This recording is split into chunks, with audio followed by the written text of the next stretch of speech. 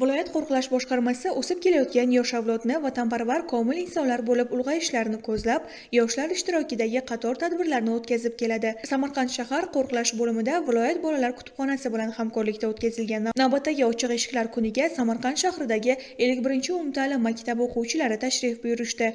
Dastlab mutaxassislar o'quvchilarga qo'riqlash xizmati xodimlari faoliyati davomida foydalaniladigan texnikalar to'g'risida ma'lumotlar berishdi. Maxsus elektron o'qitish xonasida nishonga qarata o'qizish mashg'ulotida yoshlar faol ishtirok etishdi.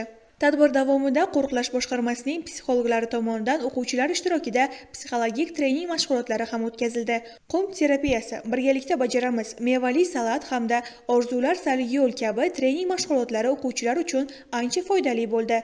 9 aprel Amir Temur tavalludining 689 yilligi munosabati bilan mutaxassislar maktab o'quvchilariga sohibqiron Amir Temurning kuchli markazlashgan davlat asoschisi ekanligi, qolaversa, uning ilm-fan va madaniyat homiysi bo'lganligi xususida qator ma'lumotlarni berishdi. Shundan so'ng o'quvchilar o'zlarining Amir Temurning hayoti va ijodiga bag'ishlab tayyorlab kelgan sahna ko'rinishlarini namoyish etishdi. Samarqand shahar qo'riqlash bo'limiga tashrif buyurdik. Bu yerda biz qo'riqlash xizmati xodimlarining ish faoliyatlari, qurol-yarog'lari va shart-sharoitlari bilan yaqindan tanishdik.